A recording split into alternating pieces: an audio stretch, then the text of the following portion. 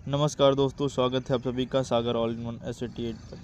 आज की इस वीडियो में हम बात करेंगे कुंभ मेले में जो भगदड़ हुई उसमें जान गंवाने वाले कुछ लोगों के बारे में जानकारी प्राप्त करेंगे। और ये जानकारी हमें न्यूज़ बुक के शुभांकर मिश्रा जी प्रोवाइड कराएंगे। वीडियो के अंत तक बने रहें। महाकुंभ में भगदड़ कैसे हुई, कौन जिम्मेदार है इसका, कैसे क्या हुआ, सारा वीडियो। प्रशासनिक सरकारी लापरवाही या फिर हिंदू धर्म में बढ़ता वीवीआईपी कल्चर। यहाँ पर आए स्नानार्थी दो तरह के क्यों हैं? कोई नहीं जाएगा, मत जाने दो। एक वीआईपी क्यों है और एक जनरल क्यों है? या फिर प्रबल आस्था। इनमें से कौन है जो जिम्मेदार है प्रयागराज में हुई उस घटना को लेकर जिसकी तस्वीरों ने कलेजे को चीर कर रख दिया? वरना आप खुद सोचिए कि महाकुंभ में भगदड़ मचती है, ये पता है। भगदड़ मची और देखो आधे के आधे खत्म, बेहोश से कुछ खत्म। क्यों मची नहीं पता। भगदड़ में लोग मरे हैं ये पता है, लेकिन क्यों मरे नहीं पता। भगदड़ में लोग घायल हुए हैं पता है, गलती किसकी थी नहीं पता। भीड़ के दबाव में रेलिंग टूटी ये पता है, क्यों टूटी नहीं पता।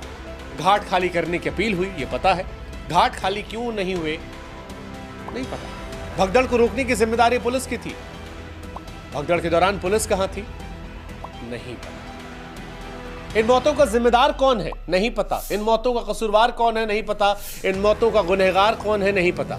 सवाल कई सारे हैं कि क्या यह मौत प्रशासनिक लापरवाही से हुई है, वीवीआईपी कल्चर को बढ़ावा देने से हुई है, या प्रबल आस्था इसके पीछे जिम्मेदार है। आज इन तीनों वजहों में जवाब तलाशते हैं। सबसे पहले बात कर लेते हैं वीवीआईपी कल्चर की। हमारे देश में जितने वीवीआईपी हैं उससे कम तो कई देशों की जनसंख्या है।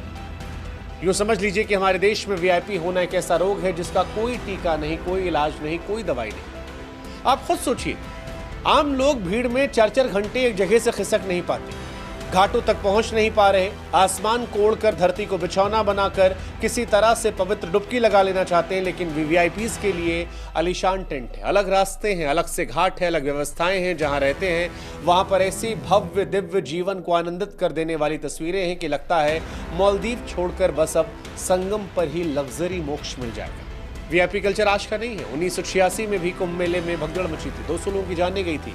कहा जाता है कि ये हालात उस वक्त तब पैदा हुए थे जब उस वक्त के उत्तर प्रदेश के मुख्यमंत्री वीर बहादुर सिंह कई राज्यों के मुख्यमंत्रियों सांसदों के साथ हरिद्वार पहुंचे थे। सुरक्षा कर्मियों ने आम लोगों को नदी किनारे जाने से रोका। उस वक्त भगदड़ मच गई थी, भीड़ बेकाबू हुई, लोगों की मौत हुई। कहा जाता है 1954 में वीआईपी हाथियों पर बैठकर शाही स्नान करने आए थे। इस बार वीआईपी एसयूवी गाड़ी में आ रहे हैं।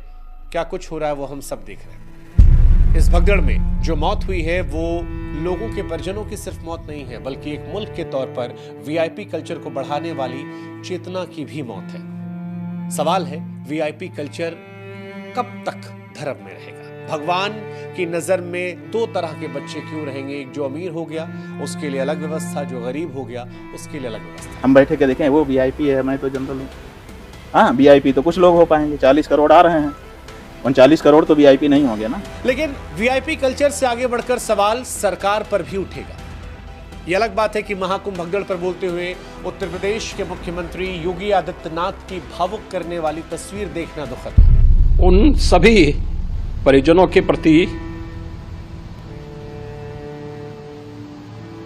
हमारी पूरी संवेदना है। ये बात भी सच है कि हिंदू धर्म में योगी आदित्यनाथ की आस्था पर कोई सवाल नहीं है। उनकी आस्था किसी से छुपी नहीं है और ये तस्वीरें उनके हृदय में कितनी तकलीफ दे रही होंगी, इस बात को समझना भी बहुत ज़्यादा मुश्किल नहीं है।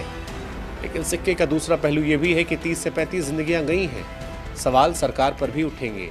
सवाल इसलिए भी उठेंगे क्योंकि सभी को मालूम था कि मौनी अमावस्या पर भीड़ होगी, सबको मालूम था कि भीड़ करोड़ों में होगी। उसके बावजूद भीड़ इतनी ज्यादा एक जगह कैसे इकट्ठा हो गई? जिन परिवारों के लोग मारे गए हैं उनके सामने टीवी पर व्यवस्थाओं की तारीफ या आंसुओं की दलील काम नहीं करेगी। ये इसलिए भी क्योंकि महाकुंभ 2025 में उत्तम व्यवस्थाओं, सुगम सुविधाओं को लेकर काफी प्रचार प्रसार हुआ था। 144 वर्ष के बाद महाकुंभ का यह मुहूर्त आ रहा है और इस महा समागम का साक्षी देश और दुनिया बनना चाहता है। सड़कें पोस्टर बैनर विज्ञापनों से भरी पड़ी हैं। मीडिया लगातार महाकुंभ को दिखा रहा है, यूट्यूबर्स लगातार महाकुंभ दिखा रहे हैं, जो लौट रहे हैं, जो जा रहे हैं, वो वहां से लगातार तस्वीरें साझा कर रहे हैं। ऐसे में जनता आश्वस्त हो जाती है। खास तौर पर सरकार ने जिस तरह से 144 वर्ष वाले प्रचार को बढ़ाया, उसके बाद बड़ी संख्या में लोग संगम स्नान के लिए तत्पर हो गए। पीढ़ियों में एक बार मिलने वाले इस अनुभव को कोई भी छोड़ना नहीं चाहता था और ये सरकार के प्रचार प्रसार की वजह से हुआ था। जनता सरकार को लेकर आश्वस्त थी कि भले ही आसमान गिर जाएगा लेकिन सरकार संभाल लेगी। ये आश्वस्तता, ये निश्चिंतता का भाव 30 से 35 लोगों के लिए काल बन गया, क्योंकि लड़े तो जीते नाम सरदार का, और कुछ गलत हो तो सवाल भी सरदार का। तीसरी वजह भी प्रमुख है, प्रबल आस्था, लोगों की आस्था। दरअसल महाकुंभ में भगदड़ से पहले का कमिश्नर का वीडियो वायरल हुआ, जो कह रहे थे कि भगदड़ की आशंका है, जो बार बार सचेत कर रहे थे कि जो सोवत है वो खोवत है, वो लोगों को हटने की बात कह रहे थे।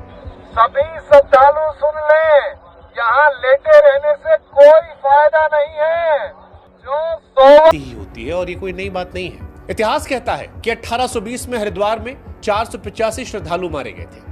1954 में लगभग 800 से 1000 की मौत हुई थी। 1986 में 200 लोगों की कुंभ भगदड़ में मौत हुई थी। 1992 में उज्जैन में 50 लोगों की मौत हुई थी। 2003 में नासिक में 39 लोगों की मौत हुई थी। 2010 में हरिद्वार में कुंभ में 7 लोगों की मौत हुई थी। 2013 में प्रयागराज में 42 की मौत हुई थी और 2025 में 30 की सरकारी पुष्टि हो चुकी है। उस देश में रहते हैं जहां पर धार्मिक आयोजनों में भगदड़ जैसी घटनाएं अक्सर घटित होती हैं और इन घटनाओं में बार बार आम लोगों की सैकड़ों की संख्या में जाने जाते हैं। अफसोस इस बात का है कि घटनाएं समय समय पर दोहराई जाती हैं, इन पर चर्चा होती है, हम और भावुक होते हैं, लेकिन फिर सबक नहीं लेते और ये फिर दोहराई जाती है। हाँ, लोगों को यह समझना पड़ेगा कि जब वो श्रद्धालु बनकर गए हैं तो पुलिस प्रशासन श्रद्धालुओं पर सख्ती नहीं कर सकती है, क्योंकि ऐसा करना उनकी आस्था के साथ अन्याय भी होगा, साथ ही ये भी भगदड़ की वजह बन सकती है। ऐसे में लोगों को भी जिम्मेदारियों का निर्वहन समझना पड़ेगा, प्रशासन को भरपूर सहयोग देना पड़ेगा, सरकारों की बातों को सुनना पड़ेगा, जिसमें कहा जा रहा है बार बार कि जल्दी स्नान कीजिए, भीड़ बहुत ज्यादा है, एक जगह पर इकट्ठा मत होइए। हमें आपको ये बात समझनी पड़ेगी उन्हें जो अब वहां जाने वाले हैं। साथ ही सरकारों को इस बात का एहसास रखना पड़ेगा कि व्यवस्थाओं का विकास इस भीड़ को ध्यान में रखकर किया जाए।